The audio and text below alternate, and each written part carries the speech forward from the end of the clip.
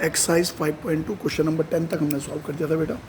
अब ना question number 10 तक हमने सॉल्व कर दिया था, हम 11th वाला क्वेश्चन कर रहे हैं बेटा, एपी का exercise 5.2। Which term of the AP का कौन सा वाला टर्म, सबसे पहले इसकी अंग्रेजी को समझो। 3, 15, 27, 39 dash dash dash will be 132 more than 54 term. कौन सा वाला टर्म इस एपी का 132 ज़्यादा होगा 54th टर्म से। तो कौन सा वाला टर्म, लेट ए एनथ टर्म, किस वाले टर्म से, 54th टर्म से कितना ज़्यादा होगा, 132।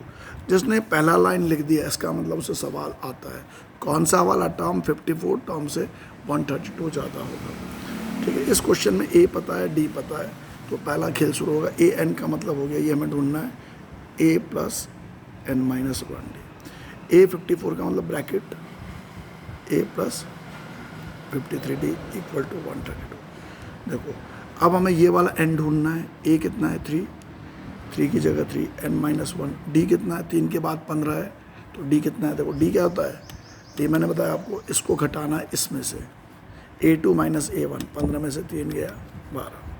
ठीक है, डी की जगह 12, ए की जगह लगाया 3, 53 इंटू 12 इक्वल टू 132। अब ध्यान से देखो मेरे प्यारे बच्चों, 12 इंटू एन 12 एन, 12 1 जा 12 minus 3 minus into plus minus 53 12 जा 2 3 6 2 5 10 1 3 3 5 6 3 6 3 6 कितना आ गया 6 3 6 इक्वल टू 132। 12 एन, ध्यान से देखो, 12 और 3 15, 636 और 15 651 प्लस 3 माइनस 651 इक्वल टू 132। ठीक है, अब ये हो गया हमारा 132। 12 n equal to 132 minus 651 plus 651 plus 3 minus 3। ये प्लस माइनस तो क्या करना है, तो सभी को आता है, सभी कर सकते हैं अपने तरीके से। 2 3 5 8 783 में से 3 गया 780। एन का वैल्यू 780 अपॉन 12, 12 6 72 6 0 60 12 5 एन की वैल्यू कितनी आ गई, 65। ये क्वेश्चन नंबर 11 हमारा सॉल्व हो गया। अब क्वेश्चन नंबर 12 समझना है ध्यान से। ये बोले दो एपी का कॉमन डिफरेंस सेम है, तो एपी का कॉमन डिफरेंस सेम है। ठीक है, दो एपी है, दो एपी मतलब दो अलग अलग एपी। पहला टर्म इसका ए, सेकंड टर्म ए प्लस डी, थर्ड टर्म ए प्लस डी, ऐसे करके चलता चला जा रहा है। और उसका शॉर्ट टर्म क्या होगा, ए प्लस 99d। दूसरा एपी भी है, उसका पहला टर्म का नाम है ए, इसका नाम छोटा है, इसका नाम बड़ा है, लेकिन डी दोनों का सेम है, तो वो होगा ए प्लस डी, ए प्लस 2d। ऐसे करके मैंने इसे बड़े प्यार से ऐसे करके लिख दिया। ये पहले वाले टर्म का शॉर्ट टर्म, ये पहले वाले का दूसरा, पहला वाला सीरीज, ये दूसरा, ये पहले वाले का 100 टर्म, ये दूसरे वाले का 100 टर्म। ये बोले दोनों का डिफरेंस कितना है, 100 है। 100 टर्म का डिफरेंस कितना है, 100। देखो मैं कैसे ब्रैकेट में लिख रहा हूँ, ध्यान से देखिए आप, 100। ठीक है, ये 99 है, is equal to 100। A plus 99d minus a plus, देखो माइनस इंटू प्लस माइनस 100, ये और ये कैंसिल, तो क्या नज़र आ रहा है कि ए माइनस ए 100 के बराबर है। ए माइनस ए किसके बराबर है, 100 के बराबर है। अब वो इसके नेक्स्ट पार्ट में पूछ रहे हैं कि इनकी 1000 टर्म का डिफरेंस क्या है। इसका 1000 टर्म क्या होगा, इसका 1000 टर्म होगा ए प्लस 99d। ठीक है, और इसका 1000 टर्म क्या होगा, ए प्लस 99d। देखो दोनों का डी में अंतर आ गया, डी दोनों का सेम है, ए अलग अलग है, कितना आ गया 1000। अब क्या करेंगे, ब्रैकेट खोलेंगे, ए प्लस 99d माइनस ए माइनस इंटू प्लस, दोनों में मैंने डी सेम रखा और ए का नाम मैंने अलग अलग रखा, और कुछ नया काम मैंने नहीं करा, ये कैंसिल हो गया। तो उन्होंने बोला, गलत लिख रहा हूँ, सॉरी, हाँ गलत लिख रहा हूँ। तो हमारा क्या, ये बोल रहे कि इनके 1000 टर्म का डिफरेंस क्या है। इसका 1000 टर्म का नाम होगा ए प्लस 99d, इसके 1000 टर्म का नाम होगा ए प्लस 99d। सॉल्व करा तो क्या नज़र आ रहा है, ए माइनस ए, क्या नज़र आ रहा है, ए माइनस ए, और ए माइनस ए किसके बराबर है, 100 के बराबर है। तो इनके 1000 टर्म का डिफरेंस भी कितना है, 100 है। ये क्वेश्चन नंबर 12 खत्म। क्वेश्चन 13 बोले how many 3 digit number are divisible by 7। 3 digit number का खेल कहाँ से शुरू होता है? 100 से, परंतु 100 7 से डिविजिबल नहीं होता है। दूसरा 3 डिजिट नंबर 101 है, वो भी 7 से डिविजिबल नहीं होता है। तो 105 पहला 3 डिजिट वाला नंबर है जो 7 से क्या होता है? डिवाइड होता है। ऐसे करके चलता है। दूसरा कितना आएगा? 112 जो 7 से डिवाइड होता है। आखिरी 999 ये है 3 डिजिट नंबर, परंतु हमें चाहिए 7 से डिवाइड होने वाला। तो 7 1 जा 7, 2 9 7 4 जा 28, 1 9 7 2 जा 14। तो अगर 999 में से 5 घटाओगे 994, यही ऐसा नंबर है जो 7 से डिविजिबल है। तो अब आपको क्या पता है? ए पता है, डी पता है, ए एन पता है, तो एन निकल जाएगा। तो a n is equal to a plus n minus 1 d. A n की जगह 994, ए की जगह 105, एन माइनस 1, डी की जगह कितना आएगा? 7। हमें एन ढूंढना है। 994, 105, 7 एंड 7 1 जा 7, ठीक। 105 में से 7 गया, कितना आएगा आपका? 98, 994। अब 994 में से किसको माइनस करना? हमने 98 को माइनस करना है। 14 में से 8 गया 6, ठीक है। 13 में से 9 गया 4, 846 is equal to 7n। N की वैल्यू 7, मास्टर जी गलती कर गए यार कहीं। यहाँ देखो 105, 112 लास्ट 7 1 जा 7, 2 9 7 4 जा 28, 1 9 9 10 7 2 जा 14, 5 बचा। 900 से 5 गया तो 994, ठीक है लिखा। A plus n minus 1 d, 7 into n 7n, 7 1 जा 7, 105 में से 7 गया 98 ही आएगा। 98 994 में से 90, 14 में से 8 गया जाए, 18 में से 9 गया 9 आएगा। अच्छा 18 में से 9 गया 9 आएगा। तो अब n की वैल्यू 7 1 जा 7, 1 9 19, 7 2 जा 14। तो n की वैल्यू कितनी हो गई हमारी? 128। तो इन्होंने बोला है कि हाउ मैनी 3 डिजिट नंबर है, तो आंसर आ गया इसका 128। ऐसे करके मेरा 13 वाला क्वेश्चन खत्म हो गया। अब मेरा 14 वाला क्वेश्चन में यही कहता है, how many multiple of 4 lie between, how many multiple of 4 lie between, question of 14। ये पूरे 4 के कितने मल्टीपल 10 और 250 के बीच में लाई करते हैं, समझो। हाँ, तो 11 नहीं आएगा, 12 आएगा, 16 आएगा, 20 आएगा, ऐसे करके 250 नहीं आएगा, क्योंकि 250 4 से डिवाइड नहीं होता है। 249 भी नहीं होता, पर 248 होता है। अब देखो ए पता है, डी पता है, ए एन पता है, तो एन निकल जाएगा। A n is equal to a plus n minus 1। A n की जगह 248, ए की जगह क्या लगाएंगे हम लोग? 12, एन माइनस 1, डी की जगह 4, 248 12, ठीक है। 4n 4 1 जा 4, 12 में से 4 गया 8 प्लस 4n इक्वल टू 248, 8 गया 240 इक्वल टू 4n। एन का वैल्यू कितना हो गया हमारा? 60। एन का वैल्यू कितना हो गया हमारा? 60। तो नंबर ऑफ टर्म कितने हमारे? 60 हैं, ठीक है। नाउ क्वेश्चन ऑफ 15 वाले क्वेश्चन में कह रहा है, फॉर व्हाट वैल्यू 15 या for what value n are the nth term of 2 AP। ये 2 AP है, ये सर 65 67 डैश डैश डैश। दूसरा है 3 10 17 डैश डैश डैश। एन की कौन सी वैल्यू के लिए इनकी nth टर्म इक्वल होंगे? nth टर्म पहले समझो। हाँ, ये 2 बढ़ रहा है, फिर 2 बढ़ रहा है, ये 7 7 बढ़ रहा है। एक टाइम आएगा ये दोनों क्या होंगे? सेम होंगे। तो वो कौन सा वाला टर्म होगा? ये कौन सा वाले टर्म में दोनों के दोनों क्या होंगे? इक्वल होंगे। तो फॉर्मूला क्या है? A plus n minus 1 d equal to a plus n minus 1 d. देखो मैंने क्या करा, ए दोनों के अलग अलग है इसलिए मैंने छोटा ए बड़ा ए लिखा, डी दोनों के अलग अलग है इसलिए छोटा डी बड़ा लिखा, पर एन दोनों का क्या है? सेम है, इसलिए मैंने दोनों जगह क्या लिखा? एन लिखा। अब ए की जगह लिखेंगे 63, एन माइनस 1, डी की जगह लिखेंगे 2, डी 2 है, इसका ए 3 है और इसका डी कितना है? 7। सॉल्व करेंगे, एन की वैल्यू निकल 2n 2 1 जा 2 3 7n 7 1 जा 7। अब 7n प्लस 2n यहाँ के माइनस 2n, 63 में से 2 गया 61, माइनस 7 यहाँ के प्लस 7 प्लस 3 यहाँ के माइनस 3, 68 में से 65, एन की वैल्यू 65.5। तो एन की वैल्यू कितनी हो गई? 13 हो गई। तो क्वेश्चन नंबर हमारा 15 भी खत्म हुआ। Now question number 16। Question number 16 में कह रहा है मुझे वो कि डिटरमाइन द एपी, वो एपी निकालो जिसका थर्ड टर्म 16 है।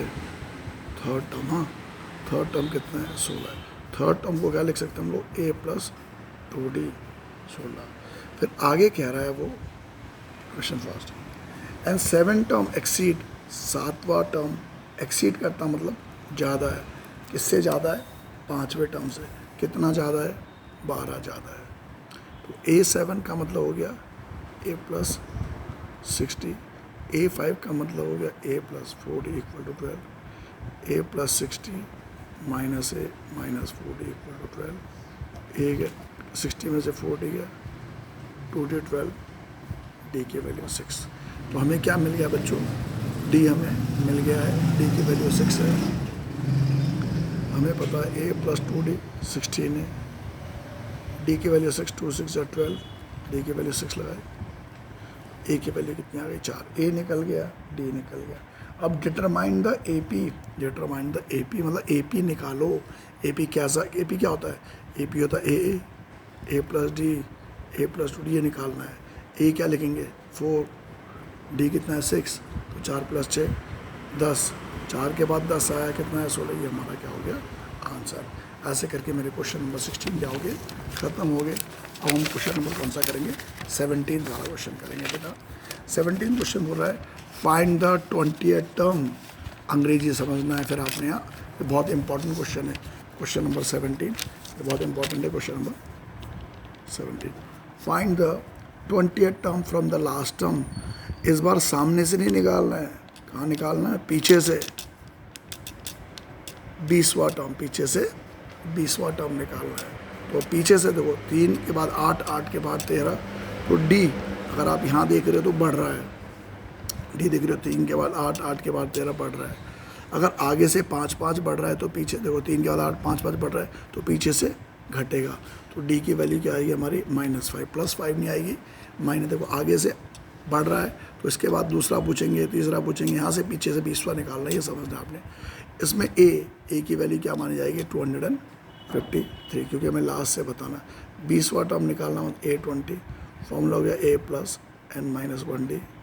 20वां टर्म निकालना a प्लस 19d। ए की जगह क्या लिखा जाएगा? 253। ये इसलिए लिखा जा रहा है ए क्योंकि पीछे से निकालना है 19d। डी आगे से देखोगे तो प्लस हो रहा है, तो पीछे से देखोगे क्या आएगा? माइनस 19 तो -5।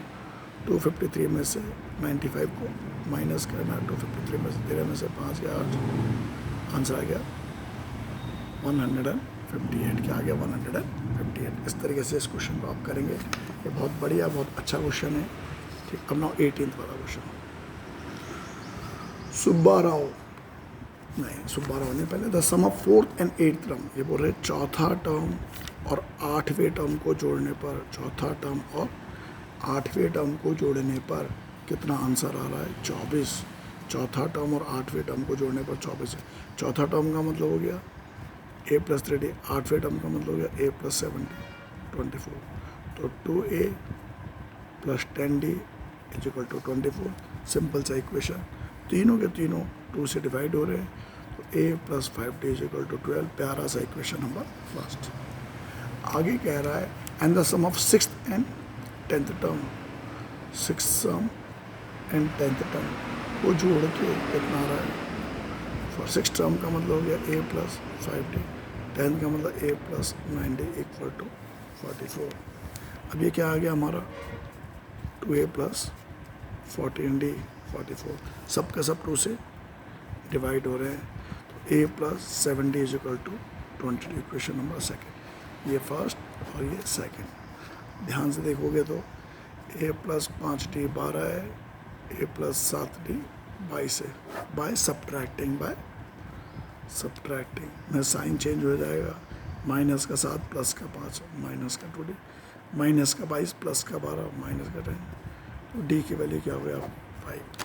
तो d की वैल्यू 5 आ गई। हमें पता है a प्लस 5d 12 के बराबर है। d की जगह 5, 5 5 जा 25, a प्लस 25 इक्वल टू 12। ए का वैल्यू 12 में से 25 गया, ए का वैल्यू कितना हो गया आपका -13। इस तरीके से मैंने ए भी निकाल दिया, डी भी निकाल दिया। बहुत आसान सा एक्सरसाइज है, कोई ख़ास मुश्किल वाला खेल नहीं है। अब हमें करना है क्वेश्चन नंबर कौन सा 20, सुब्बा राव 19 है, 19 का 20।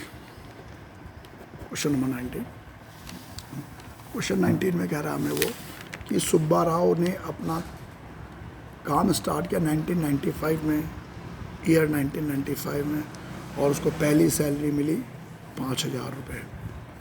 अगले साल उसे इंक्रीमेंट मिला 200, 5,200। तो ये बोले इन विच ईयर, कौन से वाले साल में उसकी तनख्वाह 7,000 रुपये पहुँच गई। कौन से वाले साल में उसकी तनख्वाह 7,000 रुपये, in which year his income reach इतना। तो हमें ए पता है, डी पता है, ए एन पता है, एन निकालना है। तो a n is equal to a plus n minus 1D। A n की जगह 7,000, ठीक है। तो कौन से वाले साल में आपको इसके तनख्वाह 7,000 पहुँचे हैं, देखो a plus n minus 1D। N हमें इसमें नहीं पता, ए की जगह लगाएंगे हम लोग 5,000, एन माइनस 1D की जगह 200, 7,000 में से 5,000 का 2,000, एन की वैल्यू देखो 2,000 को 200 से डिवाइड करो, एन माइनस 1 10। तो कौन से साल में, 11वें साल में उसकी सैलरी कितनी हो जाएगी आपकी 7,000 रुपये पहुँच जाएगी। Now last question, question number 20, 19 की तरह ये। Ramkali saved ₹5 in the first week. पहले हफ्ते रामकली 5 रुपये बचाती है, अगले हफ्ते और बचत करती है 6 रुपये 75 पैसे, ऐसे करके वो इंक्रीज़ करती जाती है। तो कौन से वाले हफ्ते की सेविंग उसके 20.75 होगी। सेम ऊपर की तरह क्वेश्चन है, पहले हफ्ते 5 रुपये बचाया, अगले हफ्ते 1 रुपये 75 पैसे बढ़ा दिया उसने अपनी बचत को, 6.75 हो गया। तो आपको क्या निकालना है, कौन से वाले हफ्ते की सेविंग है, ये पहले हफ्ते की है, दूसरे हफ्ते की, वाला हफ्ता कौन सा है। A plus n minus 1D। A n की जगह 20.75, ए की जगह 5, डी कितना आ गया आपका 1.75। 20.75 में से 5 गया 15.75, ठीक है। अभी एन माइनस 1.15। अब यहाँ से ये इसके साथ मल्टीप्लाई हो रहा है, तो एन माइनस 1 क्या होगा 15.75, 1 के कैंसिल, 25 7 175, 25 6 150, 7 5 75, 25 7 9 63। तो 9 is equal to n minus 1। N की वैल्यू क्या होगी 10। तो कौन से वाली सैलरी थी उसकी है फाइंड। 10वें हफ्ते में वो कितना बचाना शुरू कर देगी 20.75। Thank you for watching my channel.